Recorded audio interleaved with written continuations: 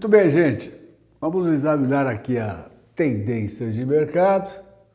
Eu sou o professor Securato, sou professor coordenador do Laboratório de Finanças da FIA. A FIA é a Fundação Instituto de Administração, uma fundação ligada ao Departamento de Administração da Universidade de São Paulo. Eu sou professor titular da USP, já aposentado, e ainda professor titular da PUC. E nós vamos ver essa tendência vista do dia de hoje, dia 18 de setembro. Olha, já estamos no meio de setembro, estamos quase chegando aí na primavera, então o tempo está passando meio rápido, hein? O que eu queria observar, esses números que estão aqui, são os do mercado americano, tá? Eu queria que vocês vissem o seguinte: como é que estão as taxas de juros conforme dos títulos emitidos pelo governo americano, que são chamados de Treasury, né? Os de curto prazo são chamados de até um ano, são chamados de Treasury Notes, depois de um ano até 10 anos, Treasury Bills, de um ano a 10 anos são chamados de Treasury Notes, e de 10 anos a 30 anos são os chamados bonds, tá certo? Então, as taxas de juros estão assim, veja, no curto prazo, essas taxas estão nessa faixa aqui do 5% ao ano, tá certo? O que quer dizer isso? Quer dizer que a inflação ainda está alta nos Estados Unidos. Então, a inflação americana deve estar mais ou menos por aqui, ó. Ela deve estar dessa faixa aqui dos 5%. E a gente percebe que essa tendência de queda, olha, ela vai demorar um pouco, porque os títulos de 30 anos estão na faixa de 4. Então, o que a gente observa? Que no longo prazo, os Estados Unidos vai estar com uma taxa, tá, tendendo aos 4% ao ano. Tendendo aos 4% ao ano, tá certo? Então, essa é a tendência, ou seja, quando começar a cair o aspecto de inflação, nós vamos começar a cair um pouco mais essas taxas aqui, na faixa de 5 a 10 anos, tá certo? Então, aqui será a taxa WIFRI americana, ou seja, a taxa de juros dos títulos americanos, e uma inflação, né? Na faixa, e que vai estar na faixa de 2 a 3% ao ano. Ou seja, o processo americano de controle da inflação vai ser um processo mais longo do que se esperava. Embora tenha essa situação, há uma tendência de o PIB, né, americano. O PIB americano está em alta, está com pleno emprego, tá certo? Os salários estão aumentando, então a tendência é ter um PIB razoável. O que é um PIB razoável? Para os Estados Unidos é na faixa de 3% ao ano, tá? Então, isso daqui seria um PIB americano. Um PIB chinês, que é outra preocupação, também está na faixa de 3 a 5% ao ano. Aquilo que é essa incerteza? Essa incerteza é porque estão ocorrendo grandes mudanças na economia americana. Ainda não acertou o pé na economia americana, na economia chinesa.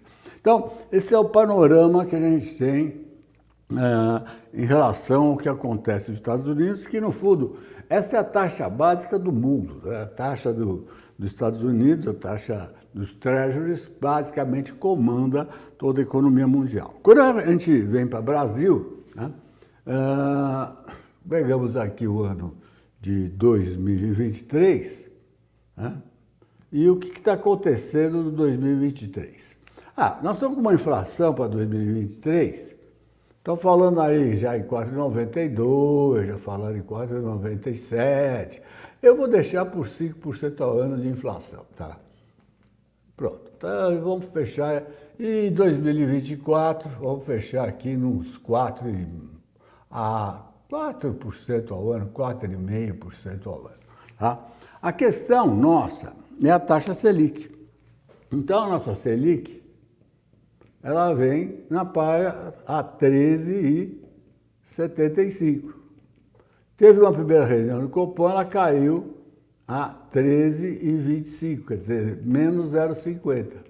E agora, veja, esses dias, amanhã, terça-feira, dia 19 e dia 20 de setembro, tem a reunião do Copom, não é o Copom, né? Um Copom grande, é o Comitê de Política Monetária, né? Do Banco Central. E o que eles vão estar discutindo? Bom, eles vão estar discutindo fatalmente qual vai ser a próxima quedinha de taxa e provavelmente qual a próxima quedinha de taxa para terminar 2023, tá? Nesse nível de inflação que nós temos aqui, com certeza deve ser 0,50 e mais 0,50. Então nós terminamos o ano aqui com um ponto a menos de 13,25, vamos terminar com 12,25. E a tendência para o ano que vem é tentar chegar numa faixa de 10%. E a grande questão é os juros reais, tá certo? Então, não há grandes mudanças, tá? As preocupações hoje do Banco Central são com a relação a essa questão da inflação, se ela se mantém, né? A tendência dessa inflação, nós temos agora alguma coisa de aumento em relação ao preço dos combustíveis, tá certo? E depois disso, acho que a gente praticamente não tem grandes movimentos. Quer dizer, os preços de energia elétrica, combustível, é que foram os principais vetores do crescimento inflacionário, porque nós estamos substituindo um período do ano passado em que baixou a inflação por retirada de impostos e agora voltaram os impostos e ainda temos mais a troca da queda do preço do petróleo para um aumento do preço do petróleo. Então devemos ter uma inflação nessa faixa de 5%.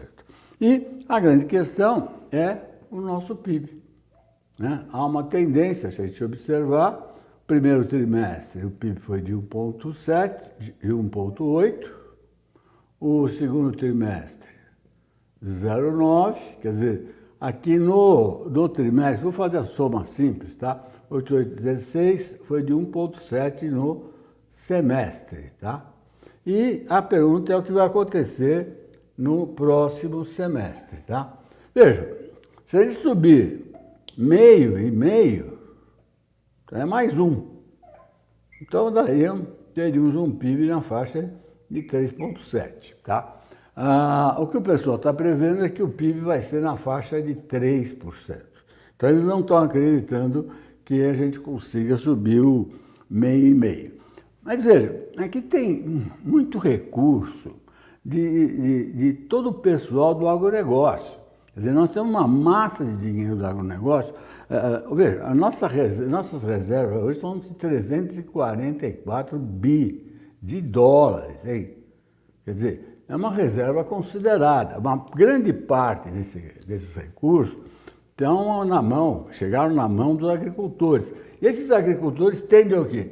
Tendem a rolar, ou seja, a se posicionar no mercado nos próximos meses, mantendo um ritmo de economia razoável, tá certo? Então, eu acho que nós temos aqui uma tendência de conseguir chegar num valor maior, um valor maior que 3, tá certo? Talvez não 3,7, mas podemos chegar na faixa de uns 3,5. Acho que seria um bom resultado, tá certo? Então, fica essa visão para a gente examinar na semana que vem. Com o dólar está tudo mais ou menos em calma, a Bolsa está com preços baixos, né? Agora, a Bolsa é um dos ativos mais líquidos, né? Então, precisamos ver o efeito de imposto de renda sobre fundos, sobre empresas offshore, o que é que pode acontecer, porque dependendo de onde esses recursos forem aplicados de forma que teremos as compras de necessidade de pagamento de imposto de renda, como é que isso for, você vai ter necessidade de criar liquidez. E isso daqui, então, pode afetar um pouco os mercados de bolsa, os mercados de renda fixa também, né? Ou seja, pode ter uma certa venda de recursos para pagamento de impostos, tá bom? Então isso daqui vamos ficar de olho, né? Qualquer que sejam essas mudanças, não valem no ano, né? Então não deve se preocupar muito com o que vale esse ano, mas o que vale no próximo ano, porque tudo que você criar regras de impostos para um ano só pode começar a valer a partir do ano seguinte, tá bom? Uma boa semana a todos, prazer em estar com vocês. Obrigado.